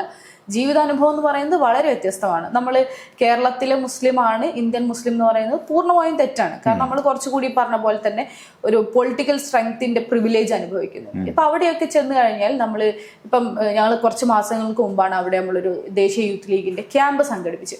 ക്യാമ്പിൽ കേരളത്തിൽ നിന്നുള്ള ഏകദേശം 10-30 പ്രതിനിധികളുള്ളൂ. ബാക്കി 100-300 ആളുകൾ മുഴുവനായി നമ്മൾ കുറച്ചുകൂടി നോർത്തേൺ ബെൽറ്റ് എന്നും ഒക്കെ തന്നെയാണ് കൂടുതലായിട്ട് വന്നിട്ടുണ്ടായിരുന്നത്. അപ്പൊ എല്ലാ സംസ്ഥാനങ്ങളുടെയും ഏകദേശം 10-16 സംസ്ഥാനങ്ങളുടെയും ഒക്കെ പ്രാതിനിധ്യം നമുക്ക് ഉറപ്പുവരുത്താൻ സാധിച്ചിട്ടുണ്ട്. അപ്പൊ അവരിങ്ങനെ വരുമ്പം അവരുടെ ഇമോഷനും നമ്മുടെ ഇമോഷനും രണ്ടും ഭയങ്കര വ്യത്യസ്തമാണ്. ഞങ്ങളത് ക്യാമ്പ് സംഘടിപ്പിച്ചത് സംഘടനാ സംവിധാനം സജ്ജമാക്കിയതിന് ശേഷമാണ്. എല്ലാ സംസ്ഥാനങ്ങളിലെയും സംസ്ഥാന കമ്മിറ്റികളൊക്കെ പുനഃസംഘടിപ്പിച്ചതിന് ശേഷമാണ് ക്യാമ്പ് സംഘടിപ്പിക്കുന്നത്. അപ്പൊ അവിടുത്തെ മുസ്ലിങ്ങളുടെ ജീവിതം എന്ന് പറയുന്നത് വളരെ വ്യത്യസ്തമാണ്. ഈ പറഞ്ഞ കണക്കെ ഐ ലവ് മുഹമ്മദ് ബാനർ ഉയർത്തി അവരെ പിടിച്ച് ജയിലിലിട്ടു, അല്ലെങ്കിൽ അതിനെതിരെ പ്രതിഷേധിച്ചു, അവരെ വീട് വന്ന് ബുൾഡോസർ കൊണ്ടുപോയി. നമുക്ക് സങ്കല്പിക്കാൻ പോലും പറ്റൂല. കേരളത്തിൽ ഒരു ഇമേജിൽ നമുക്ക് സങ്കല്പിക്കാൻ പോലും പറ്റാത്ത രൂപത്തിലുള്ള ഒപ്രഷനാണ് അവർ അനുഭവിച്ചുകൊണ്ടിരിക്കുന്നത്. നമ്മൾ ഇടയ്ക്ക് വിചാരിക്കാറുണ്ട്, അവർക്ക് നഷ്ടപ്പെട്ടതും നമുക്കുള്ളതും നല്ലൊരു പൊളിറ്റിക്കൽ ലീഡർഷിപ്പ് ആയിരുന്നു. പാകിസ്ഥാന്റെ രൂപീകരണത്തോടൊക്കെ ശേഷം അവരുടെ ഏറ്റവും ക്രീം ആയിട്ടുള്ള ഒരു ലെയർ അങ്ങ് പോയി. ഏറ്റവും നല്ല പൊളിറ്റിക്കൽ ലീഡർഷിപ്പ്, ഏറ്റവും അങ്ങനെ ക്രീം ലെയർ അങ്ങോട്ട് പോയി. അവിടുത്തെ അധികാരം കൈയാളുന്നു. പാകിസ്ഥാൻ എന്ന് പറഞ്ഞാൽ ഇന്ത്യയുടെ ഭാഗം തന്നെയായിരുന്നല്ലോ. അവിടുത്തെ അധികാരം കൈയാളുന്നു. അവരവിടെയാ. ഇവിടെ അടിഞ്ഞുകൂടിയത് സാധാരണക്കാരായ മനുഷ്യര്. പക്ഷെ കേരളത്തിൽ എന്തുണ്ടായി, അല്ലെങ്കിൽ ദക്ഷിണേന്ത്യയിൽ എന്തുണ്ടായി? ഇവിടുത്തെ പൊളിറ്റിക്കൽ ലീഡർഷിപ്പ് ഇവിടെ തന്നെ ഉണ്ടായി. നമ്മൾ ഖായിദെ മില്ലത്ത് ഇസ്മായിൽ സാഹിബിനെയൊക്കെ പറയാറുണ്ട്, സീതി സാഹിബിനെ പറയാറുണ്ട്. നമ്മുടെ ലീഡർഷിപ്പ് ഇവിടെ ഉണ്ടായി. നമ്മൾ ഇനിയുള്ള കാലത്തേക്ക് മുന്നോട്ട് വെക്കേണ്ട അജണ്ട എന്താണ് എന്ന് കൃത്യമായിട്ടൊരു ബോധ്യമുള്ള ആളുകൾ ഇവിടെ ഉണ്ടായി. അവരുടെ ഡിസൈനിൽ നമ്മൾ ഇപ്പോഴും പോകുന്നത്, അല്ലാതെ നമ്മൾ ഭയങ്കര ഫ്യോൽ എടുത്തിട്ടൊന്നുമല്ല. അവരുടെ ഡിസൈനിൽ നമ്മൾ ഇപ്പോഴും പോകുന്നത്. ഇവിടുത്തെ ഒരു മുസ്ലിം മൈനോറിറ്റി, അല്ലെങ്കിൽ ആ മുസ്ലിം മൈനോറിറ്റിയിലെ മെജോറിറ്റി എന്ന് പറയുന്നത് അവരുണ്ടാക്കിയ ഒരു വിഷനിലാണ് ഇപ്പോഴും പോകുന്നത്. അവർക്ക് ആ ലീഡർഷിപ്പ് നഷ്ടപ്പെട്ടു. പിന്നെ കുറെ മുല്ല പൊളിറ്റിക്സ് കയറി വന്നു. മറ്റുമൊക്കെ അവര് ഒരു പൊളിറ്റിക്കൽ വിഷൻ ഉണ്ടായിരിക്കുക എന്ന് പറയുന്നത് ഒരു കമ്മ്യൂണിറ്റിയെ സംബന്ധിച്ചിടത്തോളം ഭയങ്കര ഇമ്പോർട്ടൻ്റ് ആണല്ലോ.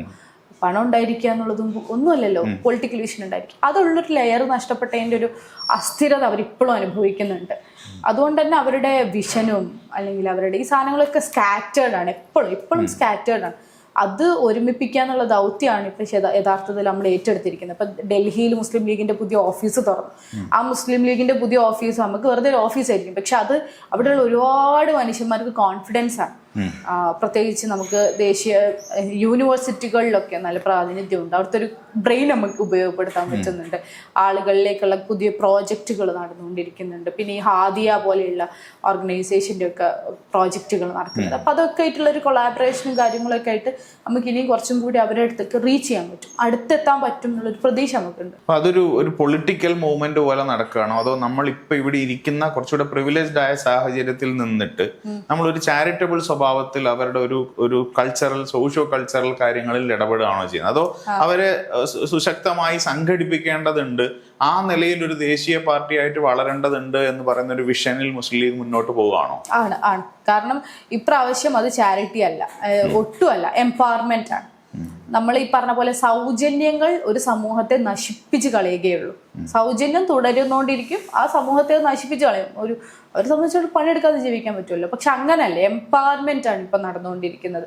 ആളുകളെ സംഘടിപ്പിക്കുകയും രാഷ്ട്രീയ ബോധം നൽകുകയും അതിൽ നിന്ന് ഇപ്പം ഞങ്ങള് ചിലയിടത്ത് പോയിട്ട് ഒരു ചെറിയ ക്ലാസ് ഒക്കെ ചെയ്യുമ്പോൾ നമ്മൾ കേരള മോഡൽ പൊളിറ്റിക്സിനെ കുറിച്ച് നമ്മൾ പഠിപ്പിച്ചു കൊടുക്കുന്നുണ്ട്. അതെങ്ങനെ വന്നേന്നുള്ളൊരു തുടക്കകാലത്തെയാണ് നമ്മളിപ്പോൾ അവിടെ ഇംപ്ലിമെന്റ് ചെയ്യേണ്ടത്. നമ്മൾ 2025 ഇവിടെ ചെയ്യുന്ന രാഷ്ട്രീയ പ്രവർത്തനം നമുക്ക് ഒരിക്കലും ബീഹാറിലോ അസമിലോ പോയിട്ട് ചെയ്യാൻ പറ്റില്ല. അവിടുത്തെ സംഘടനാ സംവിധാനത്തിന് അത് ഉൾക്കൊള്ളാനും പറ്റില്ല. അല്ലെങ്കിൽ അതല്ല അവിടെ വേണ്ടത്. അവിടെ ചെയ്യേണ്ട വേറെ കാര്യമാണ്. അപ്പൊ അവിടെയുള്ള ആളുകളെ തന്നെ ഉൾക്കൊള്ളിച്ചുകൊണ്ടാണ് മുന്നോട്ട് പോയിക്കൊണ്ടിരിക്കുന്നത്. നമുക്ക് ഭയങ്കര പ്രയാസമാണ്. നമ്മൾ വേവ് ലെങ്ത് അല്ല, ഞാൻ അങ്ങനെ പറയല്ല, പക്ഷെ എന്നാൽ പോലും ഒരേ വേവ് ലെങ്ത്തിൽ നിൽക്കുന്ന ആളുകൾ പോലും അല്ല. അവർക്ക് വേണ്ട ആവശ്യങ്ങൾ, അവരുടെ അജണ്ട വേറെയാണ്, ആവശ്യങ്ങൾ വേറെയാണ്, ഒക്കെ വേറെയാണ്. അപ്പം അങ്ങനെ പൊളിറ്റിക്കലി ആ കമ്മ്യൂണിറ്റിയെ സ്ട്രെങ്തൺ ചെയ്യാന്നുള്ള വർക്കാണ് ഇപ്പൊ ചെയ്തുകൊണ്ടിരിക്കുന്നത്. പ്രത്യേകിച്ച് നമ്മൾ പുതിയൊരു ഒരു പ്രോജക്റ്റ് ഇൻട്രൊഡ്യൂസ് ചെയ്തു. ഒരു ജോബ് എന്ന് വെച്ചാൽ തൊഴിൽ നൽകുന്നതുമായി ബന്ധപ്പെട്ട, അപ്പം തൊഴിൽ നൽകുന്നതിന് വേണ്ട സ്കിൽ കാര്യങ്ങൾ, അവർക്ക് വേണ്ട CV കാര്യങ്ങളത്തെ കാര്യങ്ങളൊക്കെ പ്രിപ്പയർ ചെയ്ത് കൊടുക്കാൻ വേണ്ടിയിട്ട് ഒരു സെൽ. നമ്മളിവിടെ ഇരുന്ന് ആലോചിക്കുമ്പോൾ തോന്നുന്നു ഇതൊക്കെയാണ് വലിയ കാര്യം, പക്ഷെ അത് വലിയ കാര്യമല്ലേ?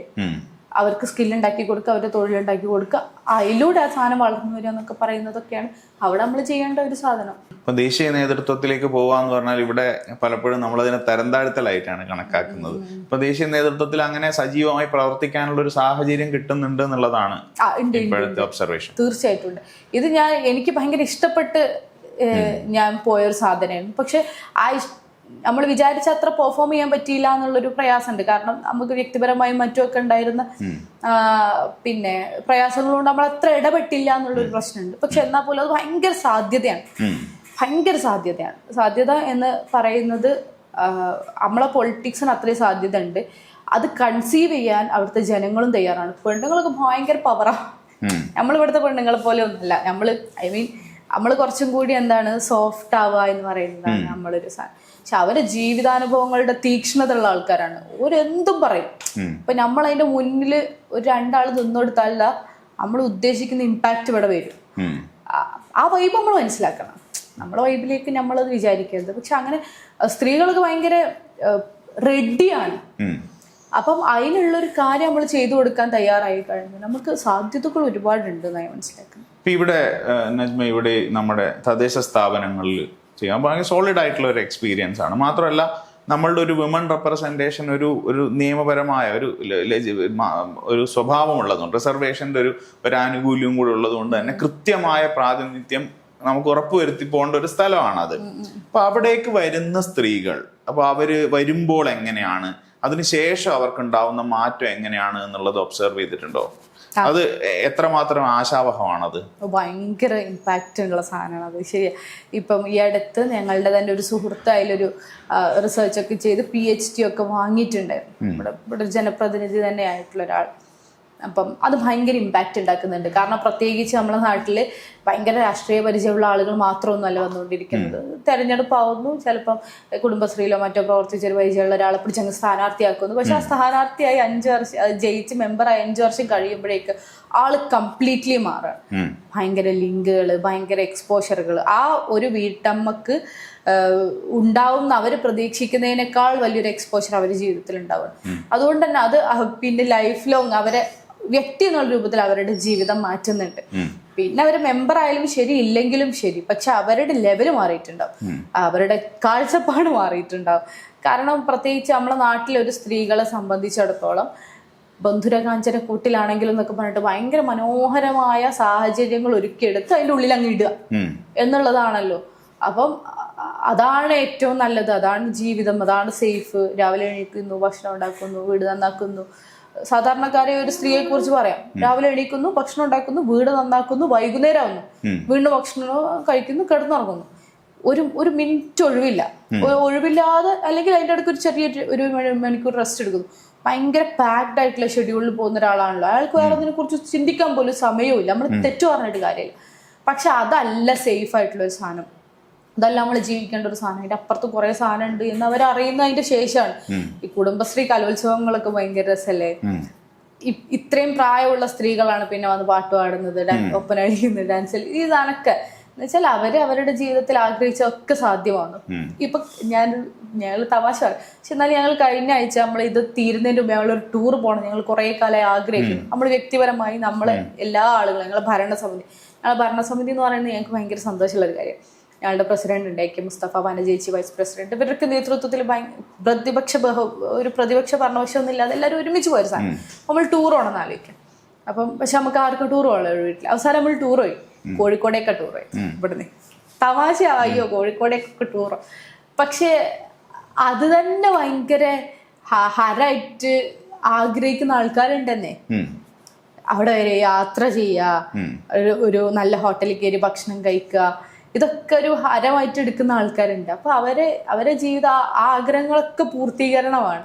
ടൂർ പോകാന്നുള്ളത് മാത്രമല്ല, ആളുകളുമായി ഇടപഴകുന്നു, ഒരാളുടെ പ്രശ്നം തീർത്ത് അവർക്കൊരു കോംപ്ലിമെന്റ് കിട്ടുമ്പോൾ അത് പിന്നെ ലൈഫിലേക്കുള്ള ഇന്ധനമായിട്ട് മുന്നോട്ട് പോകുന്നുണ്ട്. അപ്പം ഇത് സ്ത്രീകൾ ജീവിതത്തെ ഭയങ്കരമായിട്ട് മാറ്റുന്ന ഒരു സാധനം. അവരുടെ പൊളിറ്റിക്കൽ ഇൻവോൾവ്മെന്റും കൂട്ടും, വ്യക്തിപരമായിട്ടും രാഷ്ട്രീയപരമായിട്ടും. ഇപ്പൊ നമ്മൾ ഒരു നജ്മ ഒരു വെൽഫെയർ സ്റ്റാൻഡിംഗ് കമ്മിറ്റിയുടെ ചെയർപേഴ്സൺ ആയിരുന്നു. അപ്പം നമുക്ക് വളരെ വെൽഫെയറിസ്റ്റ് ആണെന്ന് അവകാശപ്പെടുന്ന ഒരു ഇടതുപക്ഷ സർക്കാരാണ് കേരളം ഭരിക്കുന്നത്. അപ്പൊ അതിന്റെ ആനുകൂല്യങ്ങൾ അല്ലെങ്കിൽ താഴേക്ക് ഈ പറയുന്ന കാര്യം തദ്ദേശ സ്വയംഭരണ സ്ഥാപനങ്ങളെ എംപവർ ചെയ്യുന്നതിലും അവരിലൂടെ വെൽഫെയർ ആക്ടിവിറ്റീസ് നടപ്പാക്കുന്നതിലും ഇവിടുത്തെ ഇടതുപക്ഷ ഗവൺമെന്റ് വിജയിച്ചിട്ടുണ്ട് എന്നാണോ അതിനകത്തുനിന്നുള്ള ഒരാളെന്നുള്ള നിലയിലുള്ള നജ്മയുടെ ഒബ്സർവേഷൻ? അതല്ല എന്തെങ്കിലും ഗുരുതരമായ വിമർശനങ്ങൾ അതിനെ പറ്റിയിട്ട് നജ്മയ്ക്ക് പറയാനുണ്ടോ? അതിനകത്ത് സത്യം പറഞ്ഞാൽ ഈ തദ്ദേശ സ്വയംഭരണ സ്ഥാപനങ്ങളെ നിർജീവമാക്കാൻ ശ്രമിച്ച വർഷങ്ങളായിരുന്നു കടന്നുപോയത് എന്ന് ഒരു രാഷ്ട്രീയ പ്രതിനിധി എന്നുള്ള ഒരു മെമ്പർ എന്നുള്ള രൂപത്തിൽ എൻ്റെ അഭിപ്രായം. കാരണം ഈ തദ്ദേശ സ്വയംഭരണ സ്ഥാപനങ്ങൾ എന്തിനാ? അധികാര വികേന്ദ്രീകരണത്തിനാണ്. താഴെ തട്ടിലേക്ക് കൊടുക്കുക, എന്ത് സാധനങ്ങളും താഴെ തട്ടിലേക്ക് കൊടുക്കുക. പക്ഷെ കഴിഞ്ഞ കുറച്ച് കാലങ്ങളായിട്ട് നമ്മൾ കേരളത്തിൽ സംഭവിച്ചുകൊണ്ടിരിക്കുന്ന അധികാര കേന്ദ്രീകരണം, മോളിൽ നിന്ന് മാത്രം കാര്യങ്ങൾ നടപ്പിലായാൽ മതി എന്നൊരു തോന്നൽ എനിക്ക് തോന്നുന്നു. കാരണം എന്തേ അധികം പറയുന്നു, ഫണ്ടുകൾ വെട്ടിക്കുറച്ചല്ലോ. ഇപ്പം ഞങ്ങൾ ചെയ്യുന്നതിൽ ഇപ്പം ഈ മുല കിട്ടുന്ന കുഞ്ഞുങ്ങൾക്കുള്ള പോഷകാഹാരം ഇതൊക്കെയാണ് നമ്മൾ ചെയ്യുന്ന സാധനം. അതിന് കൊടുക്കാൻ പണമില്ലാതിരിക്കുന്നു. അതിന് കൊടുക്കാൻ പണമില്ല. തദ്ദേശ സ്വയംഭരണ സ്ഥാപനങ്ങൾ പിന്നെ നമ്മൾ എന്ത് ചെയ്യണം, നമ്മൾ ഓൺ ഫണ്ടിൽ നിന്ന് ഈ സാധനങ്ങൾ ജനറേറ്റ് ചെയ്തിട്ട് നമ്മൾ കൊടുക്കണം. ഇത് സ്റ്റേറ്റ് ഗവൺമെന്റിന്റെയും കേന്ദ്ര ഗവൺമെന്റിന്റെയും ഫണ്ടിന്റെ മുകളിൽ ചെയ്യേണ്ട കാര്യമാണ്. അത് തരുന്നില്ല. ഫണ്ട് മുടങ്ങി കിടക്കുന്നതോട് കൂടിയിട്ട് എന്ത് ചെയ്യുന്നു, ഈ പറഞ്ഞ പോലെ മുല കിട്ടുന്ന സ്ത്രീകൾക്കുള്ള ആനുകൂല്യങ്ങൾ വരെ മുടങ്ങും. അംഗൻവാടികളിലേക്ക് നമ്മൾ വാങ്ങുന്ന സാധനങ്ങളുടെ ക്വാളിറ്റി, നിലവാരം നമ്മൾ കുറയ്ക്കേണ്ടി വരുന്നു. എന്ന് വെച്ചാൽ അംഗൻവാടികളിലേക്കുള്ള സാധനം നമ്മൾ പർച്ചേസ് ചെയ്യുമ്പോൾ കളിക്കോപ്പുകൾ എന്ന് പറഞ്ഞ് പർച്ചേസ് ചെയ്യുമ്പോൾ നമുക്ക് എന്ത് ചെയ്യും, ഫണ്ട് ഉണ്ടെങ്കിൽ ഏറ്റവും ക്വാളിറ്റി ഉള്ള കളിക്കോപ്പുകൾ കുട്ടികൾക്ക് വാങ്ങിക്കൊടുക്കാം. ഫണ്ട് ഇല്ലാണ്ടാവുമ്പോൾ എന്ത് ചെയ്യും, ക്വാളിറ്റി കുറഞ്ഞ ഏറ്റവും സാധാരണമായ കളിക്കോപ്പുകളിലേക്ക് നമ്മൾ പോകും. ഫണ്ടിൽ നിന്ന് ഒരു പ്രശ്നം വന്നിട്ടുണ്ട്. ഫണ്ട് വെട്ടിക്കുറക്കുന്നതിന്റെ ഏറ്റവും വലിയ പ്രശ്നം എന്താണ്? ഫണ്ട് വെട്ടിക്കുറക്കുമ്പോൾ ഇവിടുന്ന് നടക്കൂല. ഇനി എന്തെങ്കിലും വലിയൊരു പ്രോജക്റ്റ് ആയിക്കൊണ്ട് അത് അവിടെ നടന്നോട്ടെ. ഇപ്പം ലൈഫിന്റെ ഒക്കെ കാര്യത്തിൽ സംഭവിച്ച പോലെ വീടുകൾ ഉണ്ടാക്കി കൊടുക്കുക എന്ന് പറയുന്നത് തദ്ദേശ സ്വയംഭരണ സ്ഥാപനങ്ങളുടെ കൈ കൂടി പോയൊരു സാധനം. പഞ്ചായത്ത് മെമ്പറുടെ, ബ്ലോക്ക് പഞ്ചായത്ത് മെമ്പറുടെ കയ്യിലൂടെ എന്ന് വെച്ചാൽ നമുക്കറിയാം ഏറ്റവും അടുത്ത ഗുണഭോക്താവ് ആരാണ്. അങ്ങനെ പോയൊരു സാധനം. ലൈഫ് എന്ന് പറയുന്ന ഒരു പദ്ധതി ഉണ്ടാവുന്നു. ഈ സാധനം മുഴുവൻ അട്ടിമറിക്കപ്പെട്ടിട്ട് സംസ്ഥാന സർക്കാർ നേരിട്ട് വീടുകൾ കൊടുക്കും. ആ വീടുകൾ കൊടുക്കും. ആ പ്രക്രിയയിലൊന്നും ഇതിനിടയിലുള്ള ഒരു മിഡിൽ ലെയറിൽ നിങ്ങൾ ആരും ഉൾപ്പെട്ടിട്ടില്ല എന്നുള്ളതാണോ? കാര്യമായിട്ട് നമ്മൾ ഉൾപ്പെട്ടു എന്ന് പറഞ്ഞാൽ ഇതൊക്കെ ഇംപ്ലിമെന്റേഷൻ ഈ വഴിക്കൂടി ഇങ്ങനെ പോകും. പക്ഷെ നമ്മളില്ലെങ്കിലോ നടക്കും. നജ്മ ഒരു തവണയും കൂടെ തദ്ദേശ സ്വയംഭരണ തെരഞ്ഞെടുപ്പിൽ മത്സരിക്കുകയാണ്.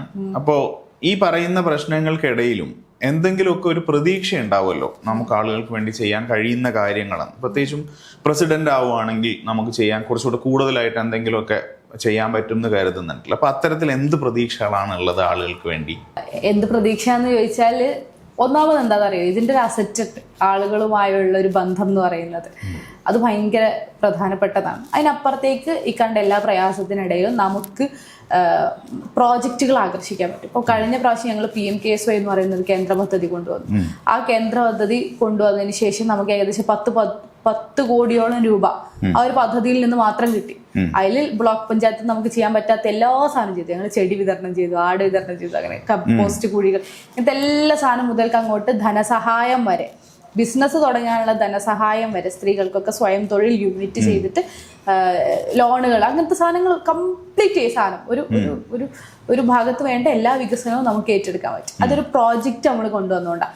JSS എന്ന് പറയുന്നൊരു പദ്ധതിയുണ്ട്. പിന്നെ നമ്മളെ MP അബ്ദുൽ വഹാബ് സാഹിബിന് JSS എന്ന് പറയുന്ന പദ്ധതി സ്ത്രീകൾക്ക് വേണ്ടിയുള്ള സ്വയം തൊഴിൽ സഹായമല്ല, സ്വയം തൊഴിൽ പഠിക്കാനുള്ള ഒരു കോഴ്സാണ്. അതിൽ എത്ര സ്ത്രീകളെ ഞങ്ങൾ പഠിപ്പിച്ചു എന്നറിയാം. അത് ഇതിൽ നിന്ന് കിട്ടുന്ന ധനസഹായം കൊണ്ടൊന്നുമല്ല, പദ്ധതികൾ നമ്മൾ ആകർഷിക്കുകയാണ്. ആ പദ്ധതി ആകർഷിച്ച് നമ്മൾ ഒരുപാട് സ്ത്രീകൾക്ക് പല വിധേനയുള്ള എന്ന് വെച്ചാൽ ടൈലറിങ്, കുക്കിംഗ് മുതൽക്ക് അങ്ങോട്ട് ഇലക്ട്രിക്കല്, കമ്പ്യൂട്ടർ പോലെയുള്ള എല്ലാ കോഴ്സുകളും നമ്മൾ കൊടുത്തിട്ടുണ്ട്. കംപ്ലീറ്റ് സൗജന്യമായിട്ട് എല്ലാ പഞ്ചായത്തുകളിലും നമുക്ക് ഒരുപാട് യൂണിറ്റുകളുണ്ട്. അവരുടെ ബിസിനസ്സിന് വേണ്ട സഹായങ്ങളും പിന്നീട് കൊടുത്തിട്ടുണ്ട്. അതുപോലെ നമുക്ക് പ്രോജക്റ്റുകൾ ആവിഷ്കരിക്കാം. അതുപോലെ തന്നെ നമുക്ക് സാധ്യതയുള്ള കുറേ സാധനങ്ങളുണ്ട്. എന്ന് വെച്ചാൽ വജ്ര ജൂബിലി ഫെലോഷിപ്പ് പോലെയുള്ള കലാകാരന്മാരെ പ്രോത്സാഹിപ്പിക്കുന്ന സാധനം. അതും എന്ന് വെച്ചാൽ ഈ സ്കൂൾ യുവജനോത്സവം കഴിഞ്ഞാൽ കുട്ടികൾക്ക് വലിയ ഇതുമായിട്ടുള്ള ഒരു സാധനമൊന്നുമില്ലല്ലോ. പക്ഷെ ആ ആളുകളെ നമ്മൾ പൂൾ ചെയ്യാം. ആ ആളുകൾ, പുതിയ ആളുകൾക്ക് ഇതെല്ലാം സൗജന്യമായി. ഇപ്പൊ ഞങ്ങൾ കഥകളി അടക്കം, ചിത്രരചന അടക്കം നമ്മൾ ബ്ലോക്ക് പഞ്ചായത്തിൽ നിന്ന് വജ്ര ജൂബിലി ഫെലോഷിപ്പ് പ്രകാരം പഠിപ്പിക്കുന്നുണ്ട്. അങ്ങനെ കുട്ടികളിലേക്ക്, കലാകാരന്മാരിലേക്കൊക്കെ നമ്മൾ എത്തിച്ചേരുന്നു. യുവാക്കളെ കൂടുതലായിട്ട് ഇതിലേക്ക് ആകർഷിക്കാൻ നമുക്ക് പറ്റും. ഇതെന്തിനാ ഈ സ്ഥാപനങ്ങളൊക്കെ എന്ന് ചോദിക്കുന്നതിന്റെ അപ്പുറത്തേക്ക് ഇത് കുറച്ചുകൂടി ഫാഷനബിൾ ആയിട്ട് നിങ്ങൾക്ക് എല്ലാവർക്കും വേണ്ടി പ്രവർത്തിക്കുന്ന ഒരു സ്ഥാപനമാണ് കേട്ടോ എന്ന് പറഞ്ഞിട്ട് ഈ പറഞ്ഞ യങ് ജനറേഷനെ കൂടി ഇതിന്റെ ഭാഗമാക്കണം. കാരണം അവരുടെ ബ്രെയിനും നമ്മുടെ നാടിന് ആവശ്യമുണ്ട്. അത് നമുക്ക് ചെയ്യാൻ പറ്റും. ഇങ്ങനെ മൊത്തത്തിൽ ഇതിന്റെ ഒരു സർവോന്മുഖമായിട്ടുള്ള കാര്യങ്ങൾ ചെയ്യാൻ ബാക്കിയുള്ള നിന്നുള്ള റിസോഴ്സുകളെ പൂൾ ചെയ്തുകൊണ്ട് നമുക്ക് കുറച്ചുകൂടി വെറൈറ്റി ആയിട്ട് മുന്നോട്ട് പോകാന്നൊക്കെ തന്നെയാണ് മുന്നോട്ട് വിചാരിക്കുന്നത്, പ്രതീക്ഷിക്കുന്നത്, ആഗ്രഹിക്കുന്നത്. അതിനുള്ളൊരു തെരഞ്ഞെടുപ്പ് കാലമാണ്. നജ്മയുടെ തെരഞ്ഞെടുപ്പിന് എല്ലാ ആശംസകളും നേരാണ്. ഒരിക്കൽ കൂടെ വിജയിച്ചു വരട്ടെ. സാധിക്കുമെങ്കിൽ ബ്ലോക്ക് പഞ്ചായത്തിന്റെ പ്രസിഡന്റ് തന്നെ ആയിട്ട് വരട്ടെ. എന്നിട്ട് ഭാവനാപൂർണമായ പദ്ധതികൾ ജനങ്ങൾക്ക് വേണ്ടി നടത്താൻ കഴിയട്ടെ. എല്ലാ ആശംസകളും. നിങ്ങളുടെ എല്ലാവരുടെ സഹകരണത്തോടു കൂടി. Thank you.